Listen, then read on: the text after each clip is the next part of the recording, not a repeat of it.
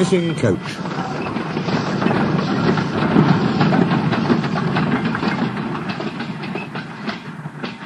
Soon workmen came to give the twins their numbers. Donald was 9 and Douglas 10.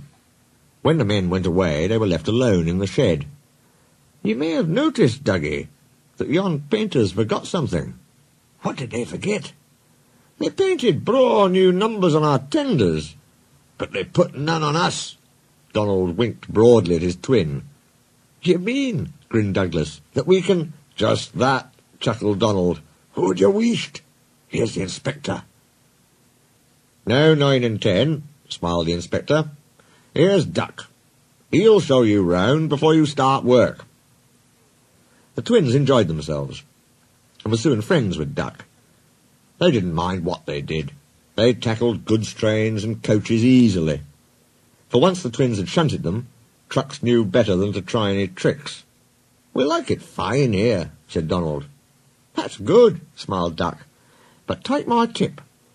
Watch out for Gordon, Henry and James. They're sure to try some nonsense." "Dinna fash yourself," chuckled Douglas. "We'll soon settle them." Donald and Douglas had deep-toned whistles. "They sound like buses," said Gordon. "Or ships," sniggered Henry. "Tugboat Annie," laughed Gordon. "Ha, ha, ha." Donald and Douglas cruised quietly up, one on each side. "You wouldn't be making fun of us, would you now?" asked Donald. Gordon and Henry jumped. They glanced nervously from side to side. "No," said Gordon. "No, certainly not," said Henry. "That's fine," said Douglas. "Now just mind the both of you, and keep it that way." That was the way Gordon and Henry kept it. Every day, punctually at 3:30, Gordon steams in with the express. It is called the Wild Nor'Wester, and is full of people from England, Wales and Scotland. There is also a special coach for passengers travelling to places on Thomas's branch line. When the other coaches are taken away empty, engines have to remember to shunt the special coach to the bay platform. It doesn't wait there long. Thomas, with Annie and Clarabelle, comes hurrying from the junction to fetch it. Thomas is very proud of his special coach. One afternoon, Douglas helped Duck in the yard, while Donald waited to take a goods train to the other end of the line. As Duck was busy arranging Donald's trucks, Douglas offered to take away Gordon's coaches. Douglas was enjoying himself, when an awful thought struck him. "I hope the fat controller doesn't find out I shouldn't be here. I couldn't abide going back."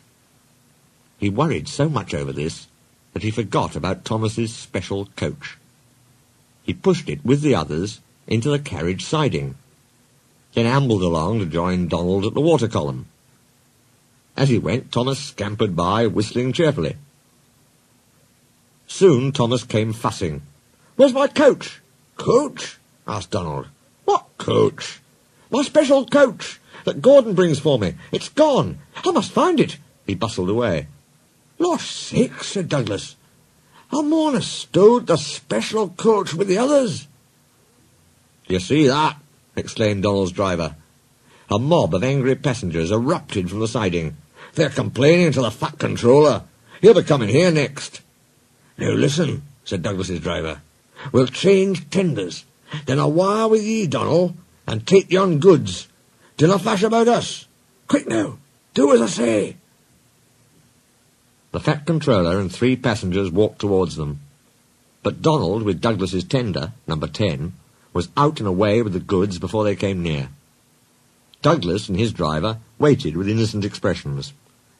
"Ah," said the fat controller, "number 9. And why have you not taken the goods?" "My tender is awa, sir." The driver showed him the tender, still uncoupled. "I see. Some defect, no doubt. Tell me, why did number 10 leave so quickly?" "Maybe, sir," put in Douglas, "he saw you coming and thought he was late." Said the fat controller. He turned to the passengers. "Here, gentlemen, are the facts. Number 10 has been shunting the yard. Your coach disappeared. We investigate. Number 10, disappears too. You can draw your conclusions. Please accept my apologies. The matter will be investigated. Good afternoon, gentlemen." The fat controller watched them till they climbed the station ramp. His shoulders twitched. He wiped his eyes. Douglas wondered if he was crying. He wasn't. He swung round suddenly. "Douglas," he rapped, "why are you masquerading with Donald's tender?"